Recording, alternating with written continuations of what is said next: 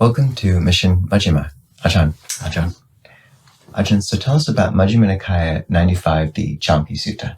So in this sutta, there are two main scenes. The first scene is in Uposatha, where we have this brahmin Caṅkī, and he learns that there's a big group of people going to see the Buddha, and he joins them, and then 500 brahmins learn that Caṅkī, who's a well-respected person supported by kings, is going to see the Buddha and say that it's inappropriate for Caṅkī to go and see the Buddha. The Buddha should be coming to see Caṅkī.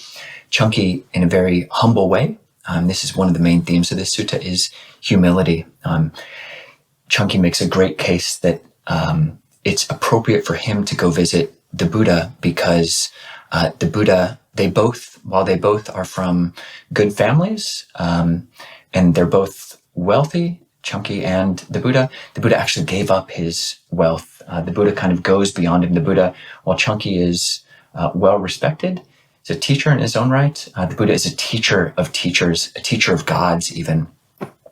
While Caṅkī is supported by kings, these same kings, King Pasenadi, King Bimbisara, are actually students of the Buddha. And also just based on hospitality and hosting, the Buddha is in his land of Uposatha, so he as a host should go and receive this guest well. Then we come into this assembly in the Deva woods, the Deva Vana, and here the scene shifts and we meet Kapatika, who's a young Brahmin. And although he's young, the Buddha is talking with these older Brahmins and Kapatika keeps breaking in.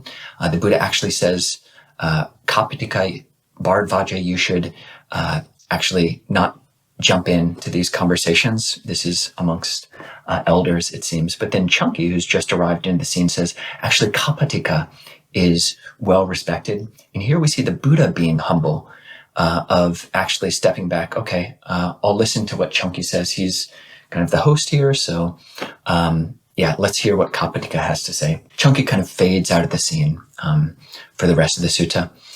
But Kapatika says, okay, the traditions which we've gotten from our elders, which have been passed down through oral tradition and which are held in our collections, Pitaka Sampada, the Brahmins hold that these are true, everything else is wrong. What do you think about this?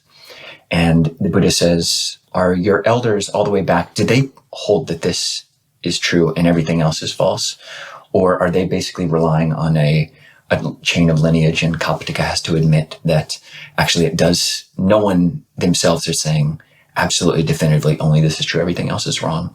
And then the Buddha gives a simile of blind men. Each one of them can't see, yet they're holding onto the shoulder of the person in front of them. So the blind leading the blind. Then the Buddha says, actually, there are 5 bases for epistemology, or for how we know what we know. The first one being faith, the second one being approval, or ruchi, the third being anusavana, or oral tradition, the fourth being akara parivitaka, or reasoned cognition, and the fifth being reflective acceptance of view. And the Buddha says that none of these in and of themselves are sufficient, because it might be that faith or approval or oral tradition or reasoned cognition or acceptance of a view, it might be false. We can believe it, but it's actually false.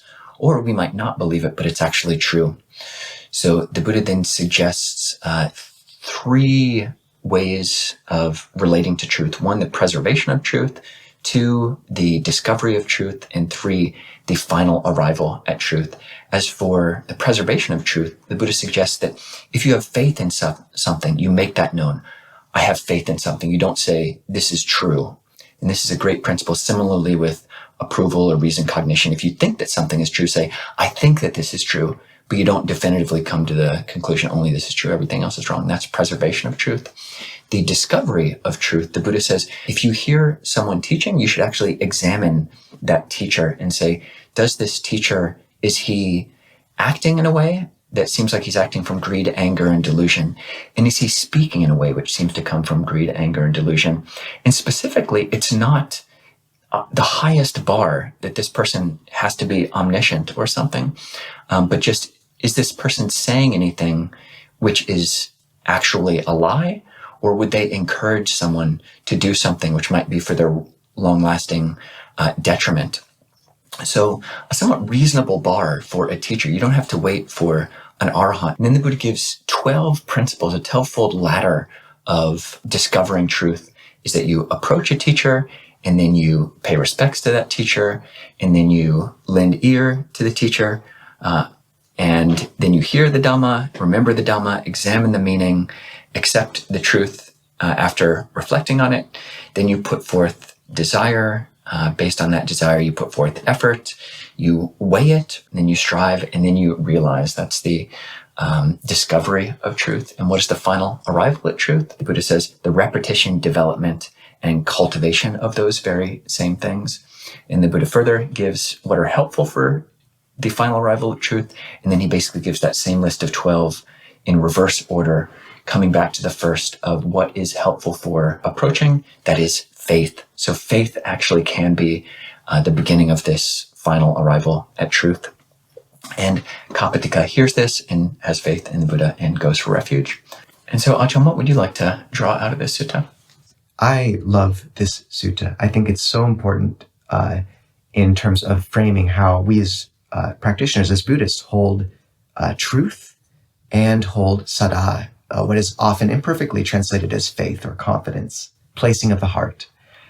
And specifically, the motion towards those 5 ways of protecting truth, satcha nirakana, and the epistemological humility of just acknowledging where the basis of our belief comes from. Is it from faith? Is it from approval? Is it from lineage of teaching, or from these 2 forms of logical reasoning or reflective acceptance of examining a view?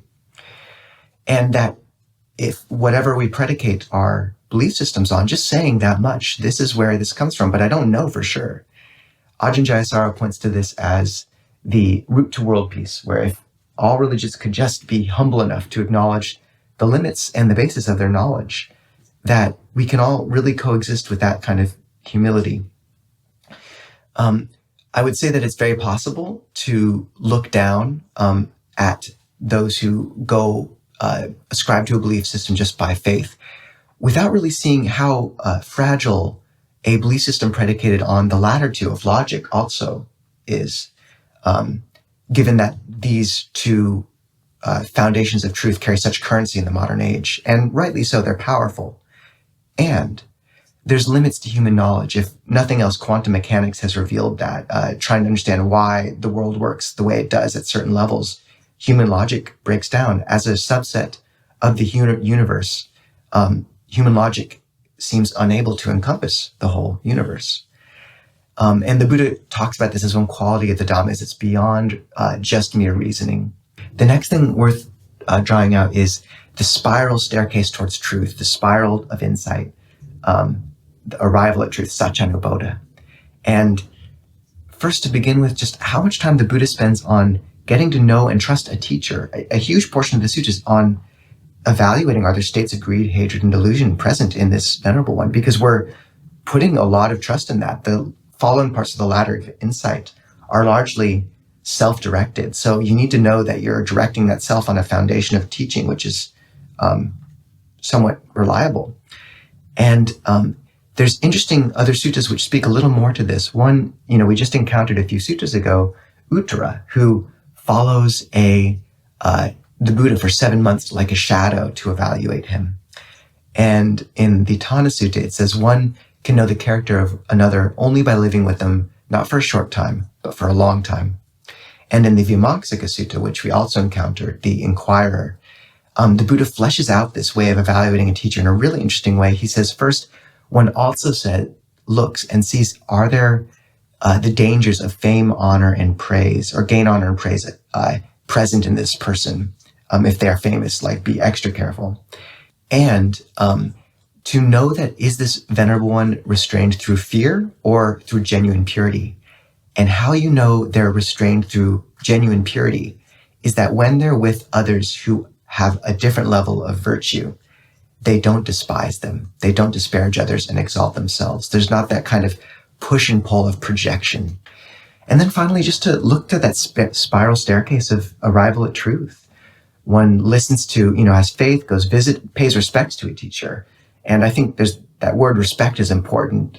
Words enter more deeply when you're showing respect. Ajahn Kovilo and I, when we're listening to teachings from a senior monk, will often, or monastic, will often hold our hands in Anjali. One lends ear, and in Majjhima Nikaya 48, the Buddha says one's strength as a practitioner is one's love of listening to the Dhamma, ability to lend ear. One memorizes the teaching, which is key, not just reading a sutta and thinking you've taken away what it had, but really understanding that respect, that memorizing words means that you're acknowledging I haven't extracted everything there is in here already. Then so on through striving, applying one's will, scrutinizing the teaching. So like this kind of, after you've tried it for a while, checking again, how is this going? Does it still hold up to experiential evaluation? And then penetrating with the body truth, which is a very interesting phrase. A lot here, but a brilliant discourse. And that faith in a Buddhist context is enough faith to begin to practice and test it for oneself. The faith of a working hypothesis is enough to begin. Ajahn, what is the word of the week? The word of the week is Sach Anurakana. Satya means truth, as in the Four Noble Truths, the Arya Satya, and Anurakana means preservation. So these are the principles that the Buddha teaches about one preserves truth, has this Sach Anurakana. When one has faith, one says one has faith. When one approves, or when one thinks that something is true, just relating only to the extent that we, what we actually know or think that we know. Well, let's try to maintain that this coming week, and we'll see many of you in a second on Zoom. Otherwise, next week from Majjhima Nikaya 96. Ajahn.